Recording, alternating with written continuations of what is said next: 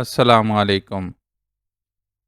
پریم ناتھ وہ شخص تھا جس نے ڈاکٹر فرحان کے لالچی رشتہ داروں سے رشوت وصول کر کے ان کو جھوٹے الزام میں گرفتار کر لیا تھا اور پھر راہ کے چنگل میں پھنسا کر برسوں اسیری کی زندگی گزارنے پر مجبور کر دیا تھا۔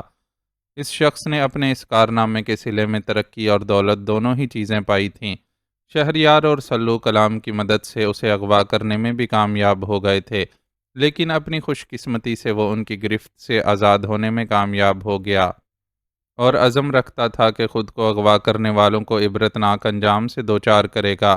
شاید اسی لیے وہ ان کی سنگن ملنے پر ممبئی سے خود یہاں چلا آیا تھا اور ان کے گرد دائرہ تنگ کرنے کی کوشش میں مصروف تھا۔ اس شخص کے لیے شہریار کے دل میں بہت نفرت تھی اور یہ نفرت آنکھوں سے چھلک بھی سکتی تھی، چنانچہ اس نے دھیرے سے اپنی نظریں پریم ناتھ پر سے ہٹا لیں۔ یوں بھی یہ بات پریم ناتھ جیسے افسر کی شان کے خلاف ہوتی کہ ایک عام سا کلینڈر اس کی آنکھوں میں آنکھیں ڈال کر دیکھنے کی گستاخی کرے۔ یہ گستاخی کر کے وہ اس کی افسرانہ شان کو للکارنے کی غلطی نہیں کر سکتا تھا کہ صورتحال بہت ہی نازک تھی۔ خوش قسمتی سے پریم ناتھ نے بھی اسے قابل توجہ نہ گردانا اور خود بھی نظروں کا رخ پھیر کر اپنے ساتھ کھڑے پولیس افسر سے ہاتھ ملانے کے بعد اس پولیس کار میں سوار ہو گیا جس کا دروازہ ایک با ادب ڈرائیور نے اس کے انتظار میں کھول رکھا تھا۔ اس کے سوار ہوتے ہی ڈرائیور نے دروازہ بند کیا اور خود گھوم کر پھرتی سے ڈرائیونگ سیٹ پر جا بیٹھا۔ فوراً ہی گاڑی سٹارٹ ہو کر وہاں سے روانہ ہو گئی۔ اسی وقت شہریار کو اپنے پیچھے کا ہوش آیا اور وہ یہ دیکھ کر دم بخود رہ گیا کہ سنتری کے ہاتھ اب ایک ایسے کارٹن کی طرف بڑھ رہے تھے جس کے ہٹتے ہی حقیقت کھل جاتی کہ بظاہر دودھ کے کارٹنز سے لبالب بھرے ٹرک میں کارٹنز کے درمیان ہی ایک ایسا خلا رکھا گیا ہے جہاں دو افراد چھپ کر سفر کر رہے ہیں۔ اس نے بے ساختہ ہی سنتری کے شانے پر ہاتھ رکھ کر اسے کارٹن ہٹانے سے روکا۔ جواب میں سنتری نے اسے سوالیہ نظروں سے دیکھا۔ تمہارے افسر صاحب چلے گئے ہیں، اب چھوڑو یہ بیکار کی محنت اور ہمارا اور اپنا وقت ضائع ہونے سے بچاؤ۔ اس نے بڑے پرخلوص لہجے میں سپاہی کو مشورہ دیا۔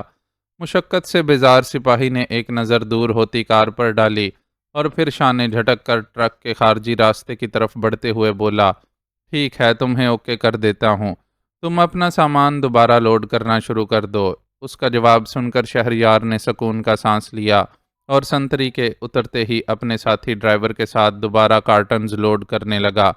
یہ ایک خاصا مشقت اور وقت طلب کام تھا، لیکن وہ اس وقت جتنی بڑی مصیبت سے بچے تھے اس کے مقابلے میں یہ مشقت کچھ نہیں تھی۔ اس نے کارٹنز اتارنے میں جتنی سستی سے کام لیا تھا، دوبارہ لوڈ کرنے میں اس سے دوہری پھرتی کا مظاہرہ کر رہا تھا، کیونکہ جلد از جلد اس مقام سے نکل جانا چاہتا تھا۔ اسے اس کام کو پوری دل جمی سے انجام دیتے ہوئے قطعی یاد نہیں تھا کہ وہ شہریار عادل تھا جو افسر شاہی کا ایک پرزہ تھا اور جس نے دنیا میں آنکھ کھولنے سے لے کر جوانی تک اپنے آگے پیچھے ملازمین کی فوج دیکھی تھی۔ اس وقت تو وہ بس محض وطن کا ایک سپاہی اور مجاہد تھا جسے اپنے لوڈر کی حیثیت سے کام کرنے پر بھی کوئی اعتراض نہیں تھا۔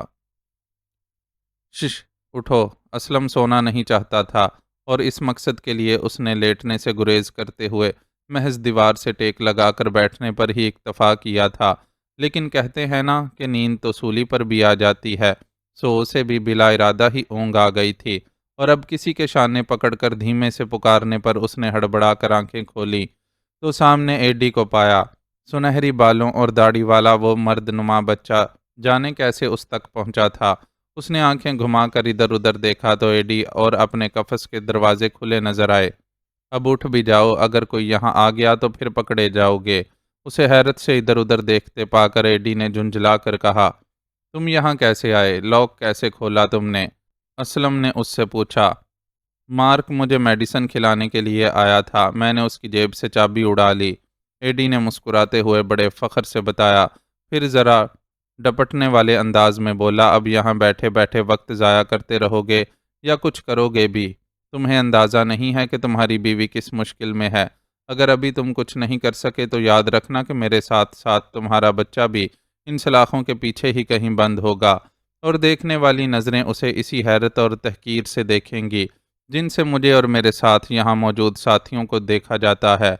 ایڈی کے لہجے میں کرب تھا۔ اسلم اس سے اس کے مکمل حالات جاننا چاہتا تھا، لیکن موقع نہیں تھا۔ حالات کا تقاضا تھا کہ وہ سب سے پہلے یہاں سے نجات کی کوشش کرتا۔ چنانچہ ایڈی کے شانے کو تھپکتا ہوا کھڑا ہو گیا۔ یہاں سے دوسرا کمرہ مارک کا ہے۔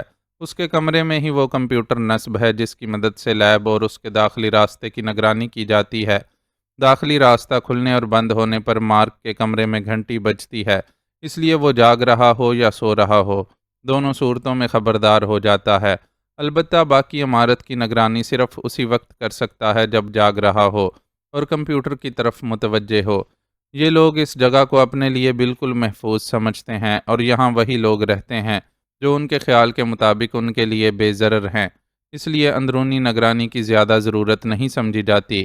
میں اپنی پیدائش سے یہی ہوں، اس لیے اچھی طرح جانتا ہوں کہ یہ مارک کے سونے کا وقت ہے، اور اگر تم کچھ کر سکو تو اس وقت کر سکتے ہو۔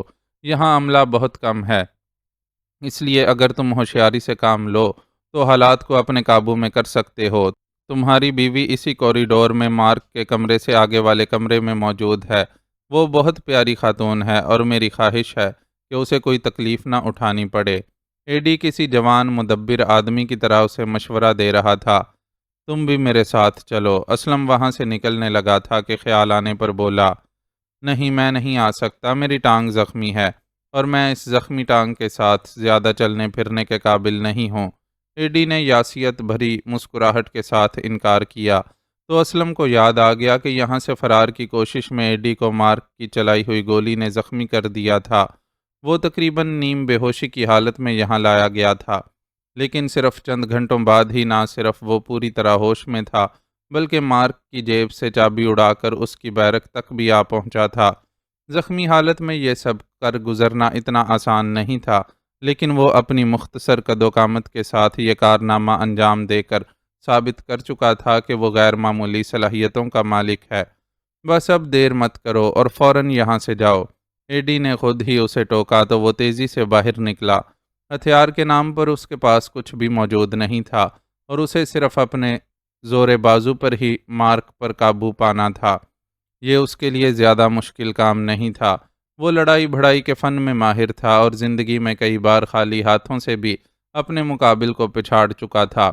یہاں تو مارک کے بارے میں شنید تھی کہ وہ سویا ہوا ملے گا۔ اس کے باوجود باہر نکل کر دوسرے کمرے کے دروازے کا ہینڈل دباتے ہوئے اس نے پوری احتیاط برتی اور آہستگی سے دروازہ کھول کر اندر داخل ہو گیا۔ خاصے کشادہ اس کمرے میں سب سے پہلے متوجہ کرنے والی چیز مانیٹر کی سکرین ہی تھی، جس پر ٹکڑوں میں مختلف مناظر نظر آ رہے تھے۔ وہ ایڈی کو بھی دیکھ سکتا تھا جو اس کی بیرک کی ایک دیوار سے ٹیک لگائے نڈھال سا بیٹھا تھا۔ وہ سکرین پر سے نظر ہٹانے ہی لگا تھا کہ ماہبانوں کے چہرے پر نظر پڑ گئی۔ وہ ایک نیم روشن کمرے میں سینے تک چادر تانے سوئی ہوئی تھی، لیکن سوتے میں بھی سوجے ہوئے نظر آنے والے اس کے پپوٹے گواہی دے رہے تھے کہ وہ سونے سے قبل روتی رہی ہے۔ ماہبانوں کو اس حالت میں دیکھ کر اس کے دل پر گھونسا سا پڑا اور وہ یہ بھول کر کہ خود اس وقت مارک کے کمرے میں ہے اسے پکار بیٹھا، ماہی۔ یہ آواز ماہبانوں تک تو ظاہر ہے نہیں پہنچ سکتی تھی، لیکن آرام دہ وسیع بیڈ پر سویا ہوا مارک ضرور بیدار ہو گیا اور اس نے اسلم کو اپنے کمرے میں دیکھا تو اس کی آنکھیں پھٹ پڑیں۔ اس نے لپک کر بستر سے اٹھنے کی کوشش کی۔ یہی وہ وقت تھا جب اسلم کو اپنی حماقت کا احساس ہوا اور اس نے سکرین پر سے نظریں ہٹا کر اپنا رخ بدلا۔ رخ بدلتے ہی مارک اس کی نظر میں آ گیا۔ اس نے بلا تاخیر اس پر چھلانگ لگا دی۔ اس چھلانگ کے نتیجے میں مارک اور وہ دونوں اس طرح بستر پر گرے کہ مارک اس کے نیچے تھا۔ مارک نے بھی جواباً پھرتی کا مظاہرہ کرتے ہوئے اپنے دونوں گھٹنے سمیٹ کر اس کے پیٹ پر مارے، لیکن نیچے دبے ہوئے ہونے کی وجہ سے وہ پوری شدت سے ضرب نہیں لگا سکا۔ اسلم نے وقت ضائع کیے بغیر اس کے چہرے پر اپنے سر کی ضرب ماری۔ اس ضرب نے مارک کی ناک کو زخمی کیا اور اس سے خون جاری ہو گیا۔ اس نے بلبلا کر اسلم کو مکہ رسید کیا جو اس کے کان پر جا کر لگا اور اسے یوں محسوس ہوا کہ اس کا کان سن ہو گیا ہو۔ حقیقتاً یہ مکہ اس کے لیے بہت خطرناک ثابت ہوا تھا اور وہ مارک پر پہلے جیسی گرفت قائم رکھنے میں کامیاب نہیں رہا۔ مارک نے موقع کا فائدہ اٹھایا اور اسے اپنے اوپر سے دھکیل دینے میں کامیاب ہو گیا۔ دھکیلے جانے پر اسلم کا توازن بگڑا ضرور، لیکن پھر اس نے خود کو سنبھال لیا اور خود کو فرش پر گرنے سے بچا کر کھڑا ہونے میں کامیاب ہو گیا۔ اس دوران میں مارک بھی کھڑا ہو چکا تھا۔ اس نے حملے میں پہل کی، لیکن اسلم نے نہایت پھرتی سے ایک طرف ہو کر خود کو بچا لیا۔ مارک اپنی ہی جھونک میں آگے نکل گیا۔ پیچھے سے اسلم نے اس کی پیٹھ پر زوردار لات رسید کی، جس سے وہ بری طرح لڑکھڑا گیا۔ اسلم نے اسے سنبھلنے کا موقع نہیں دیا اور پیچھے سے اس کی گردن کے دائیں بائیں بیک وقت دونوں ہتھیلیوں کی کھڑی ضرب لگائی۔ اس ضرب نے مارک کے رہے سہے اوسان بھی خطا کر دیے اور وہ لہراتا ہوا فرش پر گرا۔ اسلم نے پیر سے اس کے سر پر زوردار ٹھوکر لگائی اور مارک نے کراہتے ہوئے آنکھیں بند کر لیں۔ شاید وہ بے ہوش ہو گیا تھا۔ اسلم نے تصدیق سے پہلے اس کی کنپٹی پر ایک ٹھوکر اور لگائی۔ اس بار وہ کراہا بھی نہیں۔ اسلم نے اسے ٹانگوں سے پکڑا اور گھسیٹتا ہوا ملحقہ باتھ روم میں لے گیا۔ اسے باتھ روم میں منتقل کر کے باہر سے دروازہ بند کرنے کے بعد وہ مانیٹر کی طرف متوجہ ہوا۔ ماہ بانو ہنوز گہری نیند سو رہی تھی۔ ایڈی بھی پہلے ہی کی طرح دیوار سے پشت لگائے بیٹھا ہوا تھا اور اس کے چہرے سے نکاہت جھلک رہی تھی۔ اسلم جلدی جلدی چیک کرنے لگا کہ اس زیر زمین تجربہ گاہ میں مزید کتنے افراد موجود ہیں اور اس وقت کیا کر رہے ہیں۔ وہاں زیادہ لوگ موجود نہیں تھے۔ اس نے ایک کمرے میں 2 افراد کو سوئے ہوئے دیکھا، جبکہ ایک آدمی بستر پر نیم دراز کسی کتاب کا مطالعہ کر رہا تھا۔ ایک شخص کو اس نے تجربہ گاہ کے انداز میں سجے کمرے میں مصروف پایا۔ وہ چند ٹیسٹ ٹیوبز میں سرخ رنگ کا محلول لیے معلوم نہیں کس تحقیق میں مصروف تھا۔ اسے محسوس ہوا کہ سرخ رنگ کا یہ محلول دراصل انسانی خون ہے، جس کے مختلف ٹیسٹ کرتے ہوئے وہ رپورٹ مرتب کرنے میں مصروف ہے۔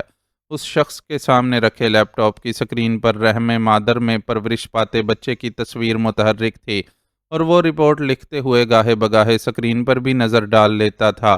اسلم نہیں جانتا تھا کہ وہاں کیا ہو رہا ہے، لیکن اتنا اندازہ ضرور لگا چکا تھا کہ جو کچھ ہو رہا ہے وہ خلاف انسانیت ہے۔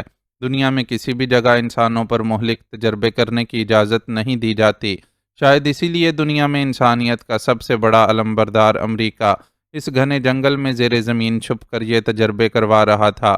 یہ بات تو بالکل ہی واضح تھی کہ یہ تجربات حاملہ خواتین اور نومولود بچوں پر کیے جا رہے ہیں اور ان کے نتیجے میں وہ مخلوق پیدا ہو رہی ہے جسے اس نے ایڈی اور اس کے ساتھی کی صورت میں جانوروں کی طرح سلاخوں کے پیچھے رہتا دیکھا ہے۔ اچھی طرح چیک کر لینے کے باوجود اسے مارک اور ان 4 کے علاوہ ان کا کوئی ساتھی وہاں نظر نہیں آیا۔ شاید اس جگہ کو خفیہ رکھنے کے لیے وہاں کم سے کم افراد کو رکھا گیا تھا۔ جو سہولیات وہاں دکھائی دے رہی تھی ان کے ہوتے ہوئے روزمرہ کے امور کے لیے بھی زیادہ افراد کی ضرورت محسوس نہیں ہو رہی تھی۔ 1 سے 2 افراد نہایت آسانی سے وہاں کا انتظام و انصرام سنبھال سکتے تھے۔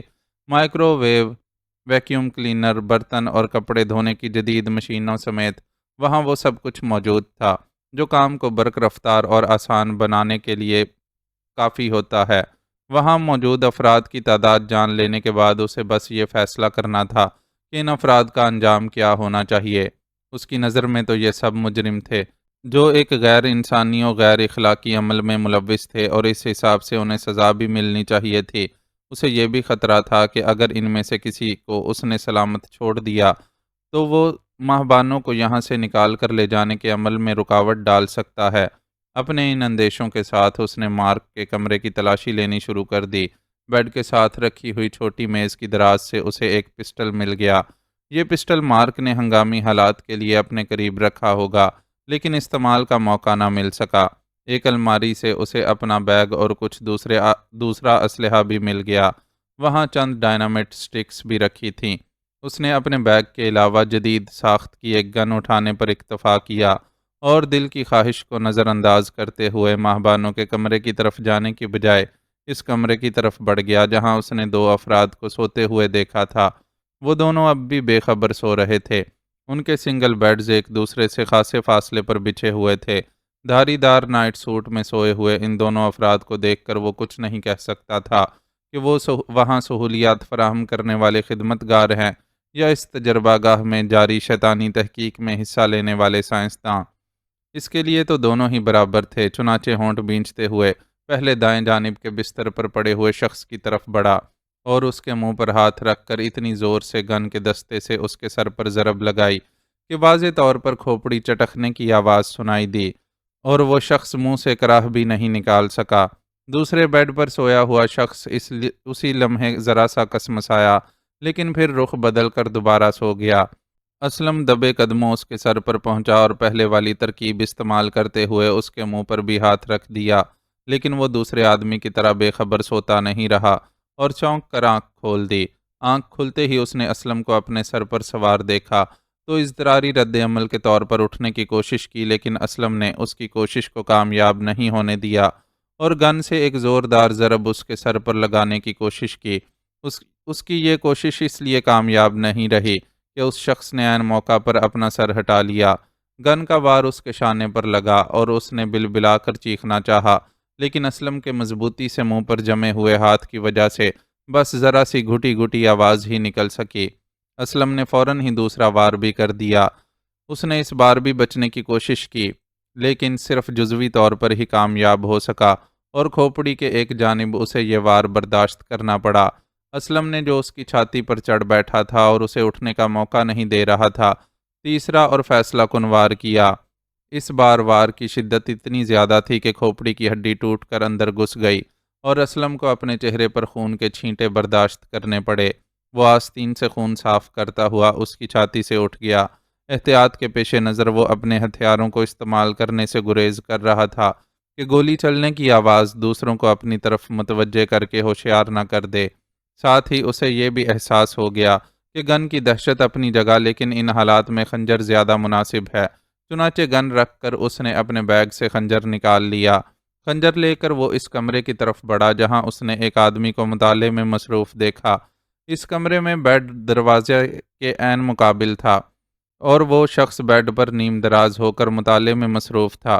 چنانچہ دروازہ کھلتے ہی متوجہ ہو گیا اور اپنے سامنے ایک اجنبی کو پا کر اس کی آنکھوں میں حیرت اتر آئی۔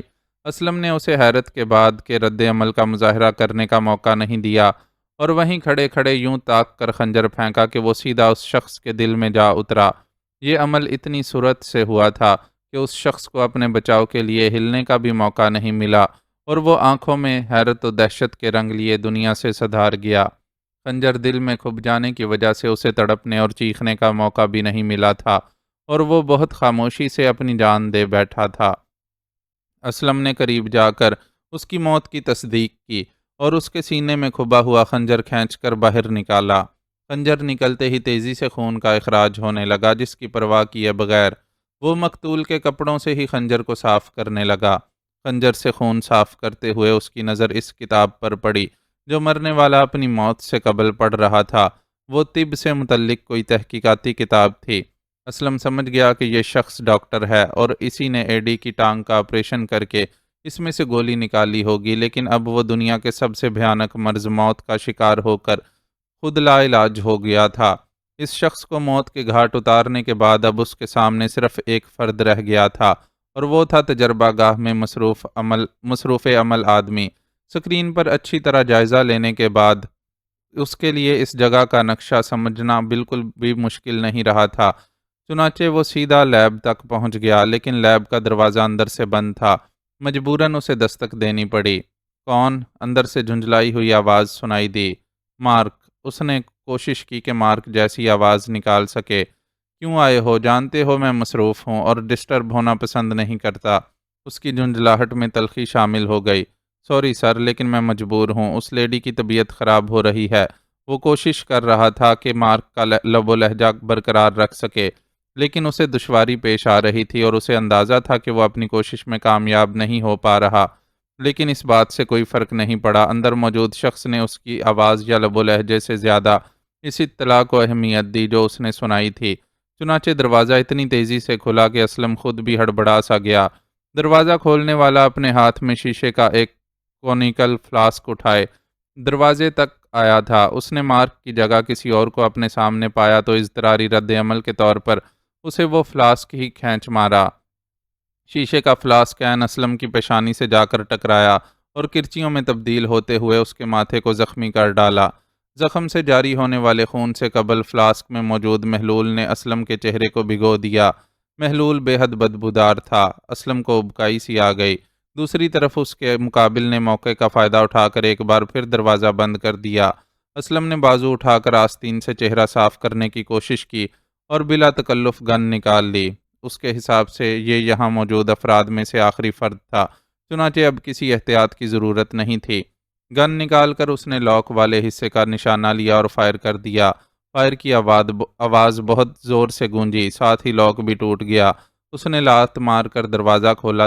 دروازہ کھلتے ہی اس پر تجربہ گاہ میں استعمال ہونے والی شیشے کی مختلف اشیاء کی بوچھاڑ سی ہو گئی، جس کی وجہ سے اسے کئی چوٹیں تو آئیں، لیکن یہ اطمینان ہو گیا کہ اندر موجود شخص کے پاس کوئی ہتھیار موجود نہیں ہے، ورنہ وہ اس کا استعمال کرتا۔ اس اطمینان کے بعد وہ دندناتا ہوا اندر داخل ہوا اور گن اس پر تان کر گرایا۔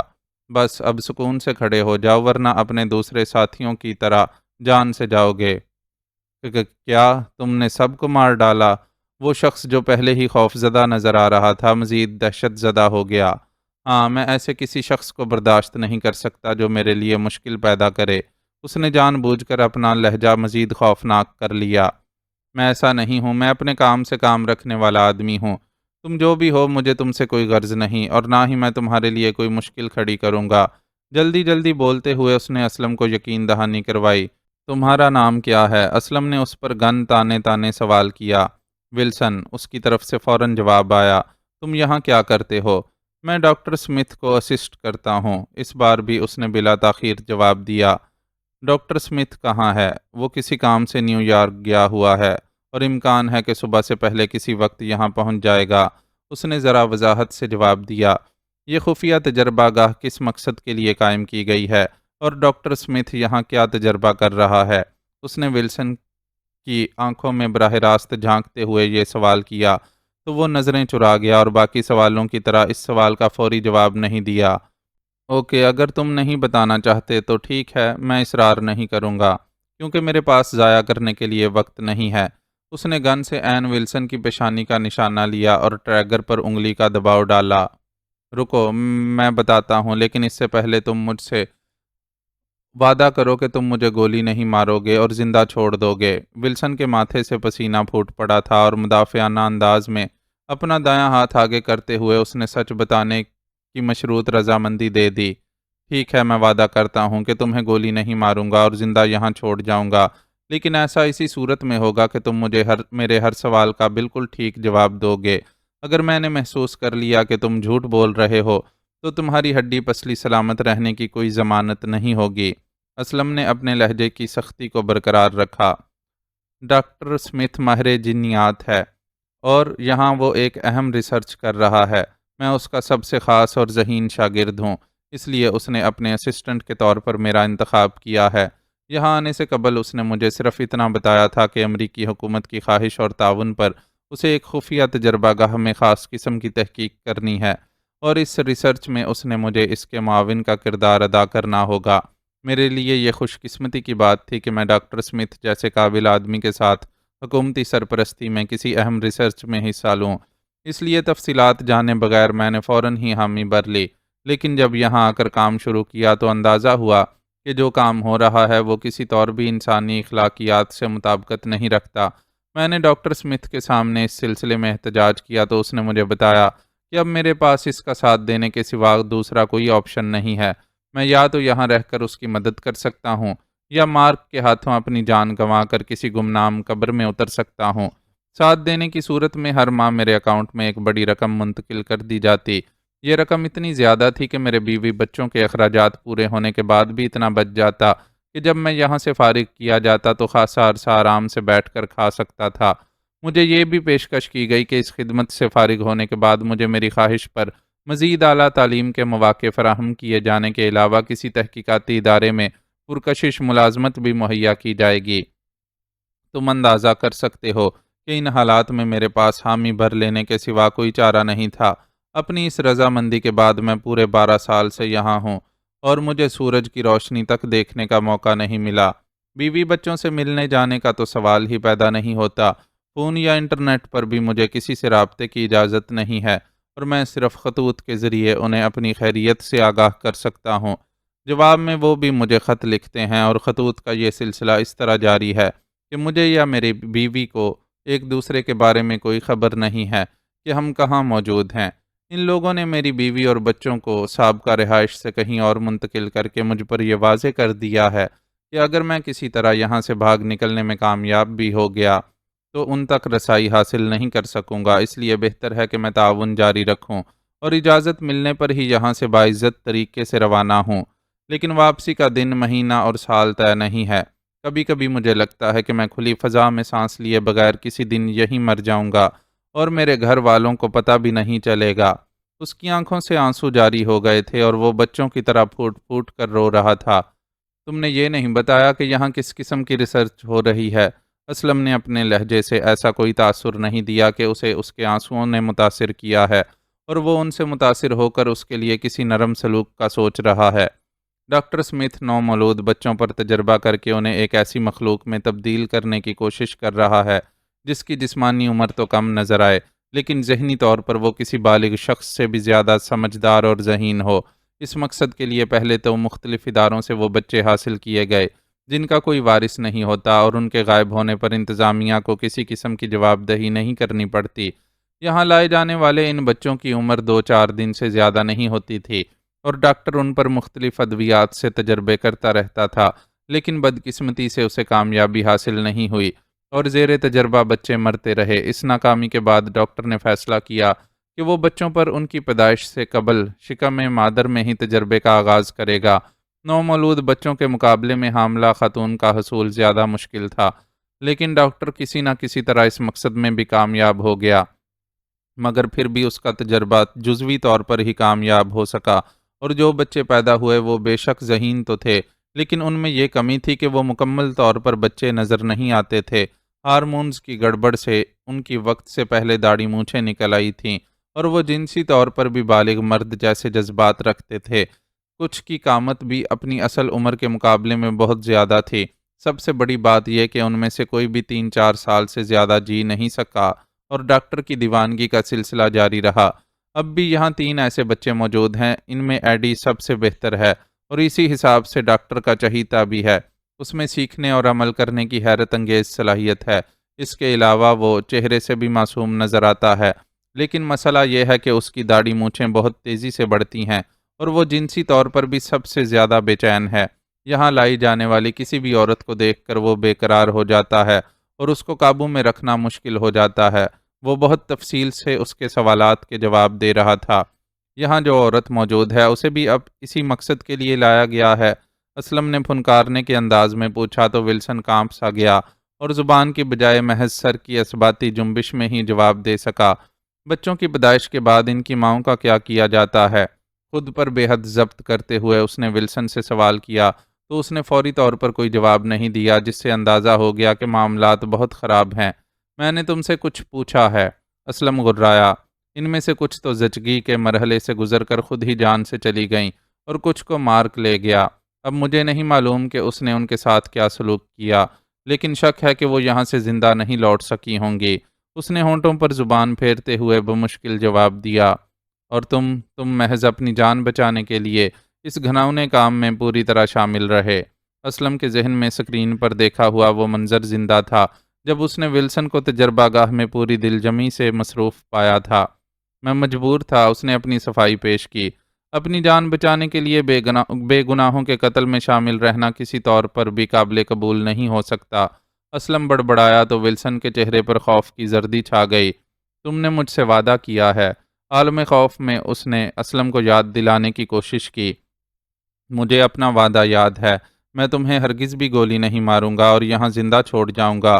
اس کی بات کاٹتے ہوئے اسلم نے ایک بار پھر اپنے وعدے کی توثیق کی تو وہ ذرا مطمئن ہو گیا۔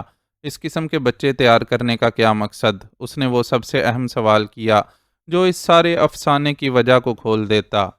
ایک تو ڈاکٹر کی اپنی ذہنی تسکین کہ وہ کر رہا ہے جو دوسروں نے ابھی تک نہیں کیا۔ دوسرے امریکہ اور اسرائیل کا مشترکہ مفاد۔ یہاں تجربے کے لیے زیادہ تر ایسی عورتوں اور ان کے بچوں کو استعمال کیا جاتا ہے جن کا تعلق مشرقی ممالک یا ایسے ممالک سے ہو جو امریکہ اور اسرائیل کے حریف ہیں۔ ان بچوں کی برین واشنگ کر کے انہیں انہی کے وطن کی جاسوسی کے لیے استعمال کرنے کا پروگرام ہے۔ ملازمین لے پالک یا کسی بھی شکل میں ان بچوں کو اہم عہدوں پر فائز افراد تک پہنچا کر ان کی مدد سے اہم ملکی راز حاصل کیے جا سکتے ہیں اور امید کی جا رہی ہے کہ یہ جاسوسی کے جدید آلات اور دوسرے ذرائع کے مقابلے میں کہیں زیادہ مفید ثابت ہوں گے۔ ولسن نے اسے حقیقت سے آگاہ کیا۔ تو وہ سرد آہ بھر کر رہ گیا۔ امریکہ اور اس کے توفیلیے اسرائیل کا دنیا پر شوق حکمرانی انہیں انسانیت کے درجے سے بہت نیچے لے گیا تھا، اور کہنے کو تو وہ سپر پاور تھے، لیکن حقیقت میں خنزیر سے بھی زیادہ بد فطرت اور کمتر، کہ جس کی اخلاقیات اتنی پست ہوں، اسے تمام تر مادی ترقی کے باوجود کسی طور بھی مہذب یا اور ترقی یافتہ نہیں گردانا جا سکتا۔ میں نے تمہیں ہر بات سچ بتا دی ہے، اب تو تم مجھے کچھ نہیں کہو گے نا؟ ولسن بھی اسی قوم کا ایک فرد تھا، جسے اپنے ذاتی مفاد کے آگے کچھ نظر نہیں آتا تھا۔ چنانچہ اس وقت بھی وہ اسلم سے اپنی زندگی کی بھیک مانگنے میں مصروف تھا، اور اسے اس بات کی کوئی پرواہ نہیں تھی کہ وہ کتنے گھناؤنے جرم میں شریک کار رہا ہے۔ انسانوں کو چوہوں اور حشرات الارض کی طرح تجربوں کی بھینٹ چڑھانے کے باوجود وہ اپنے لیے زندگی کا خواہاں تھا۔ میں تمہیں یہاں باندھ کر چھوڑ جاؤں گا، آگے تمہاری قسمت کے تمہارے ساتھ کیا ہوتا ہے۔ آخر کار اسلم نے اپنا فیصلہ سنا دیا، اور اس فیصلے پر عمل کرتے ہوئے اسے وہاں موجود باریک تار سے باندھ کر باہر نکل گیا۔ اب اس کا رخ اس کمرے کی طرف تھا جس میں مہبانو محو خواب تھی۔ وہ دروازہ کھول کر اندر داخل ہوا تو اسے اسی پوزیشن میں سوتا ہوا پایا جس میں سکرین پر دیکھا تھا، اور یہ تشویشناک بات تھی۔ کم از کم یہاں ہونے والی فائرنگ کے رد عمل میں تو اسے اٹھ جانا چاہیے تھا۔ وہ پریشانی کے عالم میں اس کی طرف بڑھا اور اس کی نبض چیک کی، جس کے بعد یہ اطمینان ہو گیا کہ وہ زندہ ہے، لیکن بے حد گہری نیند سو رہی ہے، ایسی گہری نیند کہ قدرتی سے زیادہ کسی دوا کا اثر لگتی تھی۔ اپنے شک کی تصدیق کے لیے اس نے اسے آوازیں دیتے ہوئے دھیرے سے ہلایا، لیکن وہ ذرا سا کسمسا کر دوبارہ سو گئی۔ اب اس کے پاس اسے زبردستی جگانے کے سوا کوئی چارہ نہیں تھا۔ چنانچہ روم ریفریجریٹر تک گیا اور اس میں سے یک بستہ پانی کی بوتل نکال کر اس پر انڈیل دی۔ پانی اتنا ٹھنڈا تھا کہ بالآخر اسے جھرجھری لے کر اٹھنا ہی پڑا۔ چند سیکنڈوں تک تو وہ بے تاثر آنکھوں کے ساتھ اسے دیکھتی رہی، پھر اس کے ذہن نے پہچان کے مراحل طے کر لیے اور وہ اسلم پکارتی ہوئی تیزی سے اس کے ساتھ چمٹ گئی۔ وہ اسے اپنی باہوں کے حصار میں لے کر دلاسا دیتا رہا، کیونکہ اسے یوں اچانک سامنے پا کر وہ اپنے جذبات پر قابو نہیں رکھ پا رہی تھی، اور مسلسل ہچکیوں اور سسکیوں کے ساتھ رو رہی تھی۔ ہمت سے کام لو ماہبانو، یہ جذبات سے زیادہ ہوش سے کام لینے کا وقت ہے، ہمیں جلد از جلد یہاں سے نکلنا ہوگا۔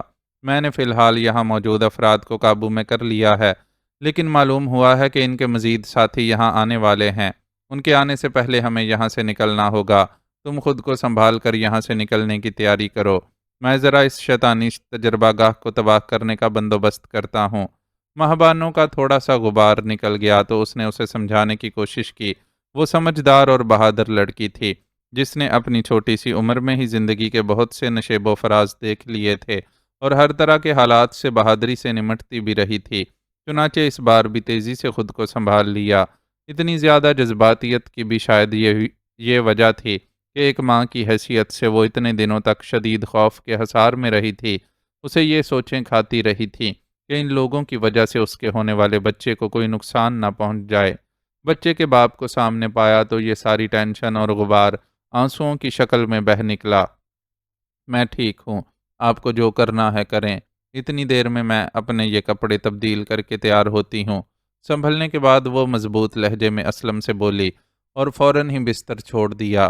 اس کی طرف سے مطمئن ہو کر اسلم کمرے سے باہر نکل گیا، اور وہ تیزی سے اپنا لباس تبدیل کرنے لگی۔ لباس کی یہ تبدیلی اس کے لیے ضروری تھی کہ اسلم کی ٹھنڈا پانی ڈال کر جگانے کی کوشش نے اس کے لباس کو گیلا کر دیا تھا، اور وہ رات کے اس آخری پہر گیلے لباس کے ساتھ جنگل میں نکل کر خود کو بیمار کرنے کا خطرہ نہیں مول لے سکتی تھی۔ نائٹ سوٹ تبدیل کر کے اس نے جو لباس پہنا وہ ٹراؤزر اور ڈھیلی ڈھالی ٹی شرٹ پر مشتمل تھا۔ اس قسم کے ملبوسات اسے انہی لوگوں نے فراہم کیے تھے، اور وہ عادی نہ ہونے کے باوجود پہننے پر مجبور تھی۔ ہاں، اس لباس پر بھی وہ اپنا وہ واحد دوپٹہ ضرور اوڑھتی تھی جو یہاں آتے وقت اس کے جسم سے لپٹا تھا۔ اس وقت بھی اس نے وہی بڑا سا دوپٹہ اپنے گرد لپیٹا، اور اپنی سمجھ کے حساب سے چند ایسی چھوٹی موٹی چیزیں ایک چھوٹے سے بیگ میں جمع کرنے لگی جو اس کے حساب سے سفر کے دوران کارآمد ہو سکتی تھیں، اور جن کا بوجھ بھی وہ خود بآسانی اٹھا سکتی تھی۔ ادھر اسلم مارک کے کمرے میں مصروف تھا۔ اس نے اس کی الماری میں رکھی ڈائنامٹ سٹکس نکال لی تھیں اور اب بھرپور توجہ کے ساتھ انہیں نصب کرنے کے طریقہ کار پر غور کر رہا تھا۔ ڈاکوؤں کے ساتھ گزارے ہوئے اپنی زندگی کے کئی سالوں میں اس نے بے پناہ تجربات حاصل کیے تھے۔ اسلحہ اس کے لیے کھلونا بن گیا تھا اور تباہی کے مناظر ٹی وی اسکرین پر چلتے کسی فلمی سین سے زیادہ اہمیت نہیں رکھتے تھے۔ دو تین ڈاکوں میں ایسا بھی ہوا تھا کہ انہوں نے کسی اونچی دیوار والی مضبوط حویلی کے اندر گھسنے کے لیے ڈائنامٹ کا استعمال کر کے اپنے لیے راستہ بنایا تھا۔ ایک ضدی سیٹھ کی نمبروں والی تجوری کا نمبر اس سے نہ اگلوا پانے کی صورت میں بھی تجوری کا دروازہ اڑانے کے لیے ڈائنامٹ ہی کام آیا تھا، چنانچہ وہ اس کے استعمال سے واقف تھا۔ فرق صرف اتنا تھا کہ اسے اس وقت استعمال کیے گئے ڈائنامٹ کے مقابلے میں یہ موجودہ سٹکس زیادہ جدید اور طاقتور محسوس ہو رہی تھیں۔ ان کو تجربہ گاہ کے ہر حصے میں پھیلاتا ہوا وہ اس کمرے تک پہنچ گیا جہاں ایڈی اور اس کے دو ساتھی جانوروں کی طرح پنجرے نما بیرکوں میں موجود تھے۔ وہ اس سارے قصے کے سب سے مظلوم کردار تھے اور وہ ہرگز بھی انہیں کچھ دیر بعد وہاں ہونے والی تباہی کا حصہ نہیں بنا سکتا تھا۔ چنانچہ بلند آواز میں انہیں ہونے والی کارروائی سے آگاہ کرتے ہوئے ان کے بیرکوں کے لاک کھول دیے اور یہ مژدہ سنایا کہ آج سے وہ آزاد ہیں اور جہاں چاہے جا سکتے ہیں۔ باقی دو نے تو یہ خبر بہت خوش ہو کر سنی، لیکن ایڈی کے چہرے پر محض ایک افسردہ سی مسکراہٹ ہی آ سکی۔ کیا بات ہے ایڈی؟ کیا تم یہاں سے نہیں جانا چاہتے؟ اسلم نے تیز لہجے میں اس سے پوچھا۔ جانا چاہتا ہوں لیکن کیسے جا سکتا ہوں؟ اس نے اپنی ٹانگ کی طرف اشارہ کیا تو اسلم کو اس کا مسئلہ یاد آیا۔ مارک نے اس کی ٹانگ میں گولی ماری تھی، بعد میں گولی تو آپریشن کر کے نکال لی گئی تھی، لیکن بہرحال ایڈی اس لائق نہیں تھا کہ اپنی زخمی ٹانگ کے ساتھ بھاگ دوڑ کر سکے۔ اس نے تو اسے آزاد کروانے کے لیے اپنی بیرک سے اس کی بیرک تک کا فاصلہ بھی نہ جانے کتنی دقتوں سے طے کیا تھا۔ اس کی اس مشکل کا اندازہ اس بات سے لگایا جا سکتا تھا کہ وہ دوبارہ اس جگہ سے ہلا نہیں تھا اور نڈھال صاحب تک وہیں ایک دیوار سے پشت لگائے بیٹھا تھا۔ دیکھا جائے تو موجودہ حالات میں وہی اسلم کا سب سے بڑا محسن تھا۔ اس کی یہاں سے بھاگ نکلنے کی کوشش نے اسلم کو زیر زمین تجربہ گاہ کی موجودگی سے باخبر کیا تھا، اور وہی تھا جس نے مارک کی جیب سے چابیاں پار کر کے اس کی رہائی کا انتظام کیا تھا۔ اپنے اس محسن کو وہ بھلا کیسے نظر انداز کر سکتا تھا؟ چنانچہ بنا کچھ بولے اسے اپنے کندھے پر اٹھایا اور اس کمرے تک چھوڑ آیا جہاں ماہبانو موجود تھی۔ باقی دو تو پہلے ہی اچھلتے کودتے باہر نکل چکے تھے۔ تم دونوں تھوڑی دیر میرا انتظار کرو، میں اپنا کام مکمل کر کے ابھی واپس آتا ہوں۔ انہیں ہدایت کر کے وہ کمرے سے باہر نکل گیا۔ ماہبانو جو اپنے طور پر یہاں سے نکلنے کی تیاری کر چکی تھی ایڈی کو دیکھنے لگی۔ اس کا تر و تازہ نظر آنے والا چہرہ خاصا خون بہہ جانے کے باعث کچھ زرد پڑ گیا تھا، لیکن بہرحال وہ ویسا ہی معصوم اور پرکشش لگ رہا تھا جیسا اس نے اسے پہلی بار دیکھنے پر پایا تھا۔ ایڈی سے اپنی پہلی ملاقات یاد آنے پر اس کے جسم پر چیونٹیاں سی رینگ گئیں اور یاد آ گیا کہ ایڈی کے لمس نے اس کے اندر کیا احساس جگایا تھا۔ وہ اپنے عجیب و غریب حلیے کے ساتھ مرد نما بچہ یا بچے نما مرد تھا، جس سے ایک عورت کی حیثیت سے وہ کچھ خائف سی ہو رہی تھی۔ مسلسل نظریں جھکا کر بیٹھے ایڈی نے شاید اس کی یہ کیفیت بانپ لی، چنانچہ نظریں اٹھائے بغیر ہی دھیرے سے بولنے لگا۔ آئی ایم سوری میڈم، میری وجہ سے اس رات آپ کو یقیناً کافی کوفت اٹھانی پڑی تھی، لیکن یقین کریں کہ میں بہت شرمندہ ہوں اور آپ سے معذرت چاہتا ہوں۔ مجھے امید ہے کہ آپ میری مجبوری کو سمجھتے ہوئے مجھے معاف کر دیں گی، کیونکہ میری ماں بھی بالکل آپ ہی کی طرح ایک مجبور عورت تھی جو ان لوگوں کی قید میں رہ کر میرے جیسے غیر معمولی بچے کو جنم دینے پر مجبور ہو گئی تھی۔ میں جو ہوں اور جیسا ہوں اس میں قدرت سے زیادہ ان انسانی ہاتھوں کی چھیڑ چھاڑ کا قصور ہے جو اپنے نہ جانے کن مقاصد کے حصول کے لیے یہ گھٹیا تجربات کر رہے ہیں۔ ایڈی جوں جوں بولتا جا رہا تھا، بانو کے دل میں اس کے لیے ہمدردی کے جذبات کے ساتھ ساتھ بے پناہ خوف کی کیفیت بھی پیدا ہو رہی تھی۔ یہ خوف اپنے ہونے والے بچے کے لیے تھا۔ وہ سوچنے پر مجبور ہو گئی تھی کہ کیا اس کا بچہ بھی ایک ایب نارمل بچہ ہوگا۔ چلو بھائی، اب رکنے کا وقت نہیں، اس جگہ کو تباہ ہونے میں اب زیادہ وقت نہیں لگے گا۔ اس سے قبل کہ وہ مزید کچھ سوچتی، اسلم عجلت بھرے انداز میں وہاں آ کر بولا اور ایڈی کو اپنے شانے پر اٹھا لیا۔ ماہبانو دیکھ رہی تھی کہ اسلم خود بھی زخمی ہے، خصوصاً اس کے چہرے پر کئی چھوٹے چھوٹے زخم تھے جو ولسن کے تجربہ گاہ کا سامان پھینک پھینک کر مارنے سے آئے تھے۔ ان زخموں میں پیشانی کا زخم ذرا سا زیادہ گہرا تھا جس سے خون نکل کر جم گیا تھا، لیکن ان کے پاس موقع نہیں تھا کہ وہ مرہم پٹی کے جھنجھٹ میں پڑ سکتے۔ ناچار ماہبانو کو اپنے دل پر جبر کرنا پڑا اور وہ اسلم کے پیچھے اس قید خانے سے باہر کی دنیا کی طرف جانے لگی، جہاں اسے ڈاکٹر طارق کے دھوکے نے پہنچا دیا تھا۔ گاندھی نگر سے ممبئی تک کا سفر پلس رات کا سفر تھا، جو شہریار نے بظاہر پرسکون رہتے ہوئے اندیشوں سے بری طرح دھڑکتے دل کے ساتھ طے کیا تھا۔ شروع میں اس کا ارادہ تھا کہ ٹرک کو احمد آباد لے جائے گا، جہاں کلام کے ساتھی حسب وعدہ مدد کے لیے موجود بھی تھے۔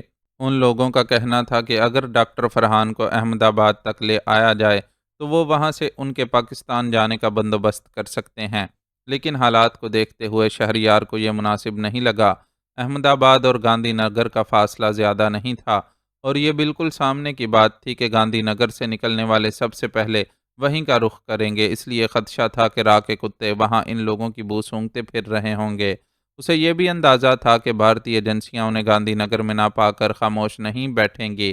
وہ گاندھی نگر سے نکل کر مشرقی پنجاب کے ہر اس گاؤں تک اپنے جاسوسوں کا جال بچھا دیں گے جس کی سرحد پاکستان سے ملتی ہوگی، کیونکہ اس حقیقت سے وہ بھی واقف تھے کہ بھارت و پاکستان کے درمیان انسانوں سے لے کر ہر جنس کی سمگلنگ کے لیے سب سے زیادہ یہی بارڈر استعمال کیا جاتا تھا۔ ان علاقوں میں پاکستانی اور بھارتی دونوں ایجنسیوں کے روابط تھے، اور جس کا داؤ چل جائے وہ وہاں کامیابی حاصل کر سکتا تھا۔ لیکن موجودہ حالات میں بہرحال بھارتی ایجنسیوں کو برتری حاصل تھی۔ ڈاکٹر فرحان کو ان کی سرحدی حدود سے نکال کر لے جانے کی کوشش کی جاتی تو وہ اپنے اختیارات کا پورا استعمال کر سکتے تھے، جبکہ پاکستان والوں کو بہرحال سب کچھ چھپ چھپا کر کرنا تھا۔ اسے ایک ڈر یہ بھی تھا کہ گاندھی نگر سے ممبئی کے لیے نکلنے والا ڈیری کمپنی کا ٹرک اگر احمد آباد میں رکتا تو بہت سوں کے کان کھڑے ہو جاتے اور فوری طور پر ان کے گرد گھیرا تنگ کرنے کی کوشش کی جاتی۔ اس لیے بہتر تھا کہ ٹرک جس روٹ پر نکلا ہے اسے اسی پر سفر کرنے دیا جائے تاکہ شک کے مواقع پیدا نہ ہوں۔ ڈاکٹر فرحان کو ایک بار بحفاظت ممبئی پہنچانے کے بعد وہ ان کی بھارت سے واپسی کا کچھ نہ کچھ بندوبست کر ہی لیتے۔ فی الحال تو موجودہ حالات سے نکلنے کا مسئلہ درپیش تھا۔ خوش قسمتی سے ان کا یہ سفر بخیر و خوبی انجام کو پہنچا۔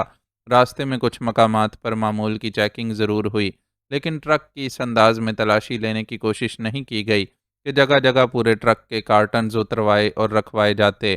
طویل سفر طے کر کے وہ ممبئی کی حدود میں داخل ہوئے تو شہریار کو تھوڑا سکون محسوس ہوا، اور اس نے عبد الرحمن سے رابطہ کر کے اسے اپنی موجودگی سے باخبر کیا۔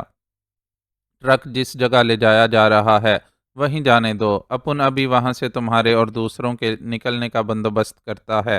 اطلاع سن کر عبد الرحمن نے اپنے مخصوص انداز میں تسلی دی۔ چنانچہ وہ اطمینان سے اس جگہ پہنچ گئے جہاں ٹرک کو ان لوڈ کیا جانا تھا۔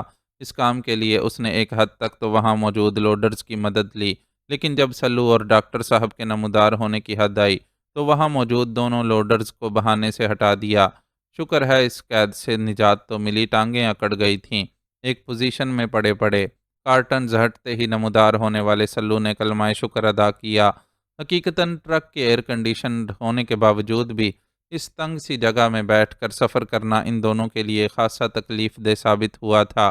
زیادہ راہ کے طور پر رکھی گئی پانی کی بوتل سے انہوں نے پانی بھی بے حد قلیل مقدار میں پیا تھا کہ زیادہ پانی پینے کی صورت میں اس کے اخراج کا مسئلہ پیش آ جاتا۔ اٹھائی جانے والی اس صعوبت نے سلو سے زیادہ ڈاکٹر فرحان پر اثر ڈالا تھا۔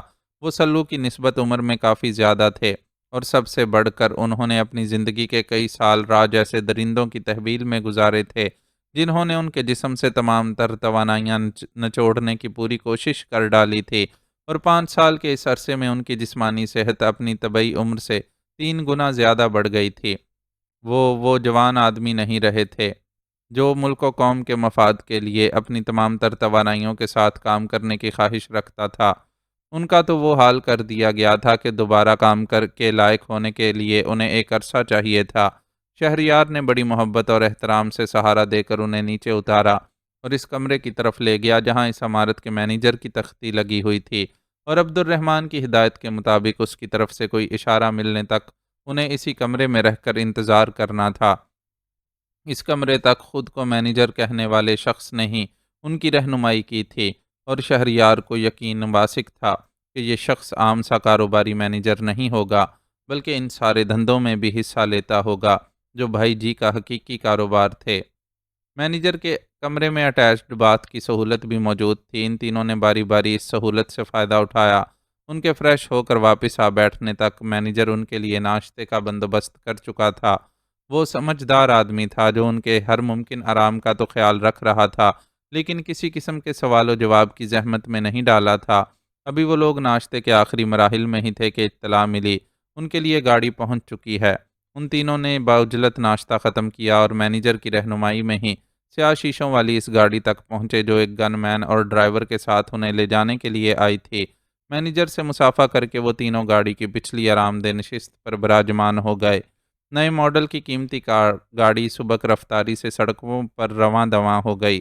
ممبئی جیسے اہم اور بڑے شہر میں جہاں پولیس کی ایک بڑی نفری سڑکوں اور شاہراہوں پر ڈیوٹی دیتی ہے، وہ تین نہایت مطلوب افراد صرف اس لیے مزے سے سفر کرتے ہوئے اپنی منزل پر پہنچ گئے کہ وہ جس گاڑی میں سفر کر رہے تھے وہ ممبئی کے ایک ایسے گنڈے کی ملکیت تھی جس کا راج انڈر ورلڈ میں تسلیم کیا جاتا تھا۔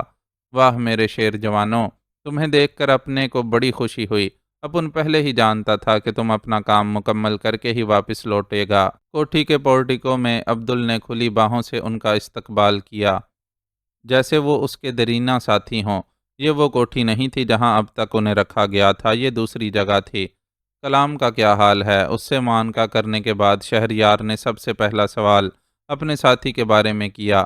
ٹانگ میں لگنے والی گولی کے باعث وہ اسے یہاں چھوڑ کر جانے پر مجبور ہو گئے تھے، لیکن اس کا دھیان بہرحال رہا تھا۔ وہ ایک دم فرسٹ کلاس ہے، ابھی اندر چل کر اپنی آنکھوں سے دیکھ لینا۔ عبد الرحمن نے اس کے شانے پر ہاتھ رکھ کر یقین دلایا اور اپنے ساتھ ہی لے کر اندر کی طرف بڑھ گیا۔ پہلے ڈاکٹر صاحب کے آرام کا انتظام کر دیا جائے تو زیادہ بہتر ہے، یہ بہت تھکے ہوئے ہیں۔ عبد الرحمن ان لوگوں کو لے کر لاؤنج میں آیا تو شہریار نے مطالبہ کیا، پھر سلو سے بولا، اگر تم چاہو تو تم بھی آرام کر سکتے ہو۔ نہیں میں سیٹ ہوں، اس نے پیشکش قبول کرنے سے انکار کر دیا، کیونکہ جو تھکن ہوئی تھی وہ مختصر جگہ پر سمٹ کر بیٹھے رہنے کے باعث ہوئی تھی۔ بعد میں چلنے پھرنے اور ہاتھ پیر کھولنے کا موقع ملا تو وہ خود کو فٹ محسوس کرنے لگا۔ شہریار بھی اس کی فطرت سے واقف تھا، چنانچہ انکار سننے کے بعد دوبارہ آرام کے لیے اصرار نہیں کیا۔ البتہ ڈاکٹر فرحان کو ایک ملازم کے ساتھ خوابگاہ میں بھیج دیا گیا۔ تمہارے لیے ایک بری خبر ہے۔ ڈاکٹر فرحان کے وہاں سے جانے کے بعد عبد الرحمن نے سنجیدہ تاثرات کے ساتھ انہیں اطلاع دی۔ شہریار منہ سے کوئی سوال کیے بغیر اس بری خبر کو سننے کے لیے ہمتاً گوش ہو گیا۔ تم لوگ جس لڑکی عائشہ کے مکان میں پناہ لیے ہوئے تھے وہاں ایک حادثہ پیش آ گیا۔ یہ نہیں پتہ چل سکا کہ حادثہ کیسے ہوا، بس چوکیدار نے مکان سے آگ کے شعلے اٹھتے دیکھے تو شور مچایا اور ہاؤسنگ اسکیم کے مکینوں کو جمع کر لیا۔ لوگوں نے اپنے طور پر بھی کوشش کی اور فائر بریگیڈ کو بھی بلوایا، لیکن آگ بجھانے میں اتنی دیر ہو گئی کہ وہاں موجود عائشہ کا پتی زندہ نہ بچ سکا۔ لوگوں نے کوشش کی کہ عائشہ کو فون کر کے حادثے کی اطلاع دیں، لیکن اس کا موبائل آف تھا۔ حالات نے عائشہ کا کردار خود ہی مشکوک کر دیا۔ وہ چوکیدار کے سامنے اپنے پتی کو ایمبولینس میں ڈال کر ہسپتال لے گئی تھی، لیکن اس کے گھر سے اس کے پتی کی جلی ہوئی لاش ملی تھی۔ پولیس نے ہسپتالوں سے پوچھ گچھ کی تو کہیں کسی ہسپتال سے عائشہ کا پتہ نہیں ملا۔ گاندھی نگر میں تم لوگوں کی وجہ سے جو حالات پیدا ہو گئے تھے، اس کے بعد یہ ایک چونکا دینے والا واقعہ تھا۔ چنانچہ پولیس پوری شد و مد سے عائشہ کو تلاش کرنے لگی۔ اچھی بات یہ ہوئی کہ عائشہ کے ڈیری فارم سے نکل کر اپنے گھر کی طرف روانہ ہونے سے پہلے ہی حادثے کی خبر ٹیلی ویژن پر آ گئی اور میرے آدمیوں نے صورتحال واضح ہونے سے پہلے اسے جانے سے روک لیا۔ حالات پتہ چلنے کے بعد تو اسے جانے دینے کا سوال ہی پیدا نہیں ہوتا تھا، اس لیے اب تک وہ وہیں ہے اور بہت پریشان ہے۔ وہ اپنے پتی کے جنازے میں شرکت کے لیے جانا چاہتی ہے، لیکن ہم اسے روکنے پر مجبور ہیں۔ اگر وہ گئی تو لازمی اریسٹ کر لی جائے گی اور اس کے بعد پولیس کے لیے یہ جاننا بالکل بھی مشکل نہیں ہوگا کہ تم لوگوں کو گاندھی نگر سے نکالنے میں ہم لوگوں کا ہاتھ ہے۔ بھائی جی بہت طاقتور ڈان ہیں، لیکن کبھی اس طرح کے معاملات میں ان کا پولیس اور ایجنسیوں سے کوئی لفڑا نہیں ہوا، اس لیے وہ چاہتے ہیں کہ ان کا نام کسی طور سامنے نہ آئے۔ اپنے پاس اس مسئلے کا ایک سادہ سا حل ہے کہ لڑکی کو مار کر اس کی لاش کہیں پھینک دیں تاکہ نہ رہے بانس اور نہ بجے بانسری۔ لیکن اپن نے ایسا کوئی آرڈر صرف اس لیے نہیں دیا کہ تم کو شاید یہ اچھا نہ لگے۔ تم نے اچھا کیا کہ ایسا نہیں کیا۔ عائشہ ہماری محسن ہے اور ہم اپنی محسن کو نقصان پہنچانے کا سوچ بھی نہیں سکتے۔ تم بس اتنا کرو کہ جب تک ممکن ہو اسے پولیس کی پہنچ سے دور رکھو۔ مجھے امید ہے کہ تھوڑے دنوں میں اس کیس کی دھول بیٹھ جائے گی تو ہم عائشہ کو وہاں سے نکالنے میں کامیاب ہو جائیں گے۔ ابھی تو انسپکٹر پریم ناتھ بھی وہیں ہے اور اس نے بہت ہنگامہ ڈال رکھا ہوگا۔ وہ واپس آ جائے تو عائشہ کو وہاں سے نکالنے کی سوچنا۔ اس نے عبد الرحمن کی پوری بات نہایت اطمینان سے سنی اور مشوروں سے نوازا۔ حقیقتاً اسے عبد الرحمن کی عائشہ کو قتل کروا دینے کی تدبیر سن کر بہت غصہ آیا تھا، لیکن وہ محض اس لیے ضبط کر گیا تھا کہ ایک تو جانتا تھا کہ جرائم کی دنیا کے قواعد و ضوابط کچھ ایسے ہی ہوتے ہیں، وہاں لوگوں سے کام نکال لینے کے بعد انہیں ناکارہ تصور کیا جاتا ہے، اور عائشہ تو ایک ایسا کردار تھا جس کی وجہ سے خود انہیں نقصان پہنچنے کا احتمال تھا، اس لیے اگر عبدل نے اس کے قتل کی بات سوچ لی تھی تو کچھ انوکھا نہیں کیا تھا۔ ٹھیک ہے، جیسا تم چاہو، ہم کوشش کریں گے کہ اس لڑکی کا مسئلہ حل ہو جائے، لیکن تم یہ بتاؤ کہ تم نے بھائی جی کے مسئلے کا کیا حل سوچا ہے؟ ان کا دشمن اشوک روز بروز ترقی کر رہا ہے اور بھائی جی چاہتے ہیں کہ اب اس کا سر کچل دیا جائے، ورنہ آگے چل کر وہ ان کے لیے بڑی پریشانی کھڑی کر سکتا ہے۔ اب ہمیں اسی مسئلے پر توجہ دینی ہے۔ ہمیں اپنا وعدہ بہت اچھی طرح یاد ہے، لیکن تم خود سوچو کہ جب تک ڈاکٹر صاحب کے بھارت سے نکلنے کا انتظام نہیں ہو جاتا، ہم خود کو کسی دوسرے مسئلے میں کیسے پھنسا سکتے ہیں؟ اس طرح تو ان کے لیے حالات اور بھی خراب ہو جائیں گے۔ پہلے ہی بڑی مشکل ہے، حالات کا رخ دیکھتے ہوئے ہی ہم نے انہیں مشرقی پنجاب کے راستے سے نکالنے کی کوشش نہیں کی اور ممبئی جیسے بھرے پورے شہر میں لے کر آ گئے ہیں۔ وہ بندوبست میں کر دوں گا، لیکن یہ ہمارے ایگریمنٹ میں شامل نہیں تھا۔ میرا خیال ہے کہ اس کام کا تمہیں بھائی جی کو معاوضہ دینا پڑے گا۔ ٹھیک ہے، ارجن اگروال کے لاکر سے ہم جو کچھ لے کر آئے تھے وہ تم لوگ رکھ لینا۔ وہ عبدل کی بات کا مطلب فوراً ہی سمجھ گیا تھا۔ را کے اہم ایجنٹ ارجن اگروال کے گھر کارروائی کرتے ہوئے وہ لوگ اس کی تجوری سے بہت بڑی رقم اور ہیرے اور جواہرات بھی ساتھ لے آئے تھے۔ یہ سارا مال عبدل اور بھائی جی کے پاس ہی بطور امانت رکھا ہوا تھا، اور ظاہر ہے اتنی دولت دیکھ کر ان لوگوں کی نیت خراب ہو رہی تھی، اس لیے موقع پاتے ہی اس دولت کو اپنے قبضے میں کرنے کی تدبیر بھی سوچ لی گئی تھی۔ شہریار کے لیے لوٹ کے اس مال کی کوئی اہمیت نہیں تھی، اس لیے فوراً ہی اس سے دستبردار ہونے کو تیار ہو گیا۔ اس کے نزدیک تو سب سے قیمتی اثاثہ بس ڈاکٹر فرحان تھے، جنہیں وہ ہر حال میں یہاں سے زندہ سلامت لے جانا چاہتا تھا۔ میں بھائی جی کو تمہاری اس آفر کے بارے میں بتاؤں گا، انہیں دولت کی کوئی کمی نہیں ہے، لیکن جن لوگوں کے ذریعے یہ کام کروایا جائے گا انہیں بہت بھاری رقم دینی پڑے گی، تب ہی وہ کام پر راضی ہوں گے۔ عبدل کو اس کے جواب نے خوش کر دیا تھا، لیکن وہ اپنی پوزیشن صاف رکھنے کے لیے ایسی وضاحتیں دے رہا تھا۔ شہریار کو اس سب سے کوئی فرق نہیں پڑتا تھا، چنانچہ کسی بھی رد عمل کا اظہار کیے بغیر ایک بار پھر کلام سے ملنے کی خواہش ظاہر کی۔ اس بار عبدل نے اپنے ایک آدمی کو بلا کر انہیں کلام تک پہنچانے کی ہدایت دی اور خود واپسی کی اجازت لینے لگا۔ ایک اور اہم خبر دینا تو اپن بھول ہی گیا۔ ہاتھ ملا کر رخصت ہوتے ہوئے اسے اچانک کچھ یاد آیا تو سر پر ہاتھ مارتے ہوئے ان کی طرف پلٹا۔ کیسی خبر؟ شہریار کے ہونٹ سرسرائے۔ اشوک صاحب کے پاس سے اسلحے کا کنٹینر پاکستان کے لیے روانہ ہو گیا ہے۔ سنا ہے اس کا مہمان چودھری بھی 2-4 دن بعد واپس جانے والا ہے۔ اس نے واقعی بہت اہم اطلاع دی تھی۔ شہریار فوراً ہی اس سے دیگر تفصیلات پوچھنے لگا کہ اسلحہ کس راستے سے لے جایا جا رہا ہے اور اس کی حفاظت کے لیے کیا انتظامات ہیں۔ عبدل اس سلسلے میں اسے چند ادھوری معلومات ہی فراہم کر سکا، لیکن یہ بھی بہرحال اس کے لیے اہم تھیں، جن کی بنیاد پر وہ آئندہ کوئی نہ کوئی لائحہ عمل طے کر ہی لیتا۔ البتہ یہ طے تھا کہ اس سلسلے میں وہ خود اپنے ہاتھ پیر نہیں چلا سکے گا اور پاکستان میں بیٹھے اس کے ساتھیوں کو ہی کچھ کرنا پڑے گا۔ آپ کو کامیاب و کامران اپنے سامنے دیکھ کر بہت خوشی ہو رہی ہے۔ عبدل کو رخصت کر کے وہ لوگ کلام سے ملنے پہنچے تو اس نے کھلی باہوں اور جگمگاتی آنکھوں سے ان کا استقبال کیا۔ خوشی تو تمہیں دیکھ کر بھی ہو رہی ہے، تم پہلے کے مقابلے میں بہت بہتر ہو۔ شہریار نے فوراً ہی محبت سے اس کی پیٹھ تھپ تھپاتے ہوئے اپنی خوشی کا اظہار کیا۔ کلام پہلے کی نسبت واقعی بہت بہتر ہو گیا تھا اور اس کے چہرے سے وہ زردی غائب ہو گئی تھی جو خون بہت زیادہ بہہ جانے کی وجہ سے پیدا ہو گئی تھی۔ اتنی جلدی اس کے اندر در آنے والی تبدیلی کا مطلب تھا کہ اس کا یہاں بہت زیادہ خیال رکھا گیا ہے۔ خود کلام نے اس بات کی تصدیق کر دی کہ یہاں اسے بہترین سہولیات فراہم کی جا رہی تھیں۔ یہ بہت اچھی بات ہے، تم ذہنی طور پر بھی خود کو تیار کر لو کہ اب تمہیں جلد ہمارے ساتھ یہاں سے نکلنا ہوگا۔ یہاں کے چند معاملات ہیں وہ نمٹ جائیں تو میں عبد الرحمن اور بھائی جی سے جلد از جلد یہاں سے واپسی کا مطالبہ کروں گا۔ اس نے کلام کو تسلی دی۔ یہ لالچی لوگ ہیں، ہمیں یہاں سے نکالنے کے لیے جو کچھ آپ انہیں دے چکے ہیں اس کے علاوہ اور بھی منہ کھولیں گے۔ اب تک خاموشی سے سب کچھ دیکھتے اور سنتے سلو نے لب کشائی کرتے ہوئے اپنا خدشہ ظاہر کیا۔ انہیں منہ کھولنے دو، ضرورت پڑنے پر کچھ نہ کچھ بندوبست ہو ہی جائے گا۔ شہریار نے اسے تسلی دی، لیکن حقیقتاً ان جرائم پیشہ افراد کے ہاتھوں میں کھیلنا خود اسے بھی کھل رہا تھا۔ معزز ناظرین و سامعین، لائک، کمنٹس اور شیئر ضرور کریں۔ شکریہ۔